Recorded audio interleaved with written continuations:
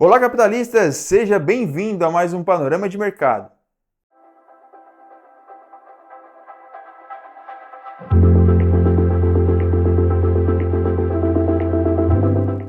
Antes de iniciarmos, não esqueça de se inscrever aqui no canal, ativar o sininho das notificações e já deixar o seu like aqui no vídeo. Agora sim, vamos para o gráfico. Na tela estamos com o índice Ibovespa no tempo gráfico de 1 hora. É a nossa expectativa da semana passada, né? Aquela regiãozinha secundária que nós estávamos analisando há 2 semanas já, na verdade, com a expectativa de um rompimento dessa região, que estaria iniciando uma mitigação um pouco maior. Nessa semana, né, ela acabou sendo rompida.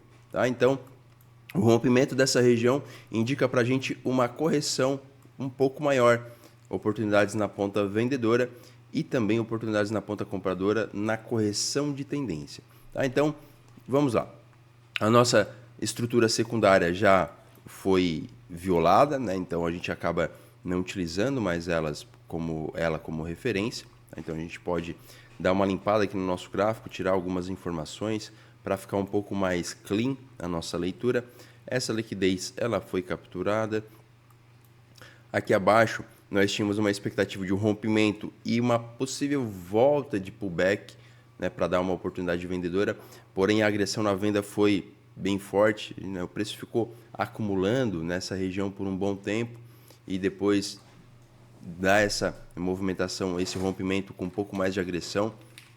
Aqui essa possível movimentação compradora a gente já descarta ela também.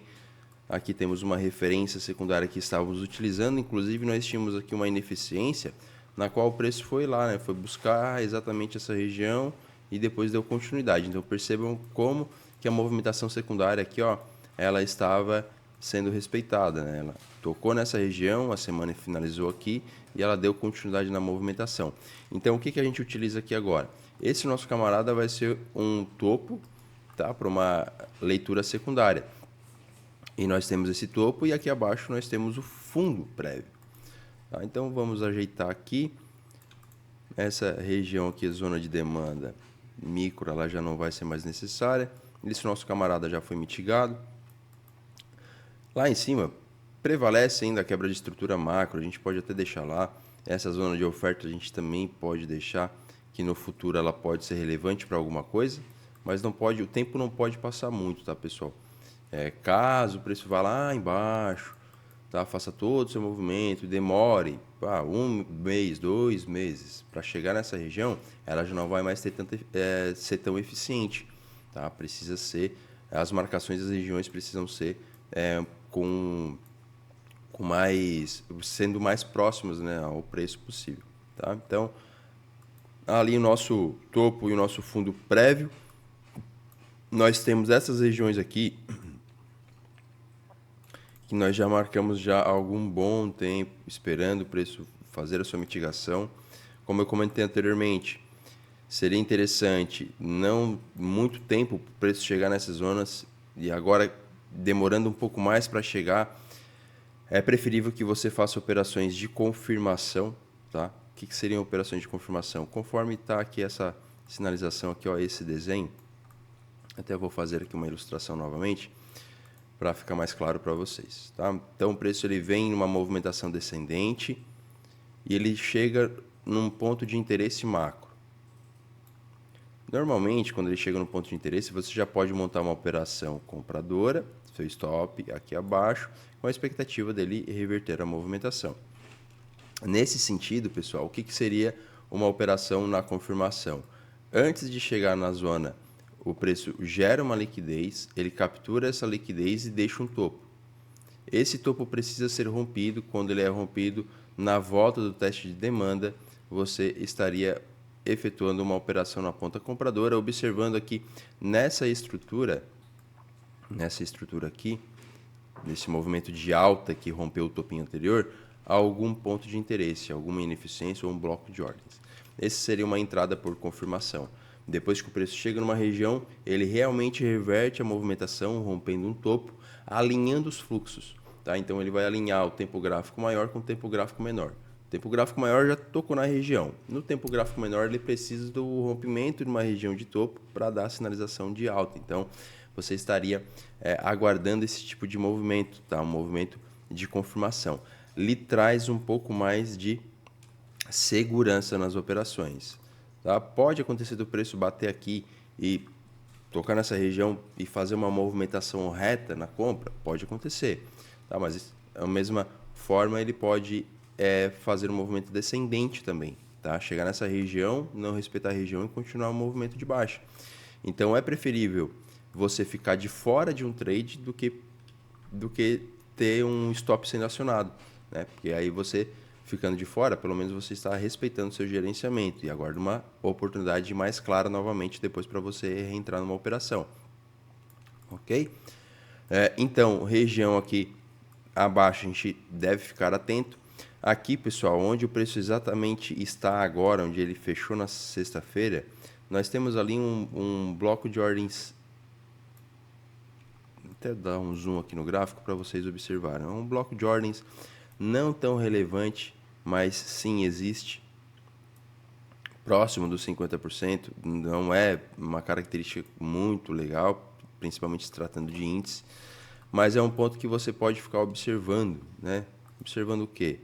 Caso ele venha aqui, ó, nós podemos considerar essa região como topo, ele venha, rompa essa região, tá? E faça esse movimento aqui.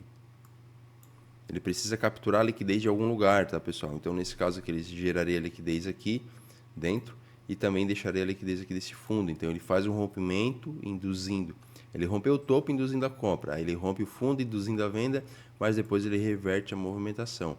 Tá? Isso poderia ser chamado de Judas Swing, quando nós temos rompimento de topo, rompimento de fundo e depois o preço segue a sua intenção de movimentação. Tá? Então, bastante atenção a essa região.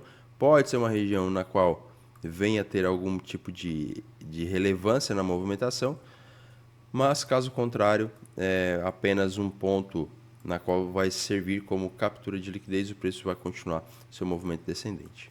Bom, quero trazer aqui a linha vertical para marcar o nosso início de semana e agora nós podemos fazer as marcações secundárias aqui desse movimento vendedor. Lembre que eu comentei com vocês, né? Ele fez esse movimento de expansão, correção e agora um novo movimento de expansão. A correção, até onde que ela pode chegar? Quais são os pontos que essa correção pode vir? A gente não sabe ainda e a gente vai marcar aqui agora. Primeiramente, ferramenta de prêmio de desconto, caixa de Gann ou Fibonacci, topo a fundo. Vamos identificar aqui as regiões acima dos 50%. Se o preço continuar caindo, você vai esticando essa referência. Então, teoricamente, até o momento nós temos o quê? Nós vamos marcar o bloco de ordens lá da extremidade. A gente marca esse camaradinho aqui. É vendedor. Aqui nós temos liquidez. Tá, a gente até pode deixar marcada aqui essa regiãozinha como liquidez.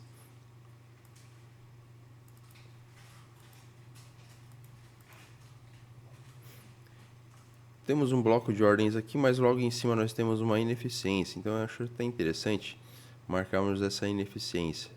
Tá? Acho que seria mais relevante.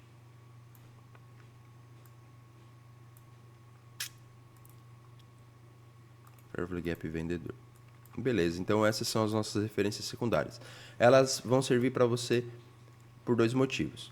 Ou para pegar uma operação na ponta vendedora, na continuidade do movimento, ou para você ficar atento para encerrar sua operação compradora caso você efetue uma compra aqui abaixo com reversão de fluxo. Ok? Então, as marcações para o índice são essas. As referências compradoras lá abaixo a gente já vinha monitorando há algum tempo e agora a gente trabalha com uma referência secundária. Dá uma olhadinha no IFR. O IFR em região de sobrevenda, pessoal. Então, muita atenção que pode ter aqui uma correção por conta já do IFR estar sinalizando aqui uma fraqueza na ponta vendedora. As médias medianas estão próximas aqui do preço, mas inclinadas para baixo, direcionando uma tendência vendedora. E as médias de 200 acima do preço também, então estamos aqui com uma tendência vendedora bem clara para a movimentação, ok? Então, é isso, capitalista. Espero que você tenha gostado dessa análise. Muito obrigado pela sua audiência e até o próximo vídeo. Tchau, tchau.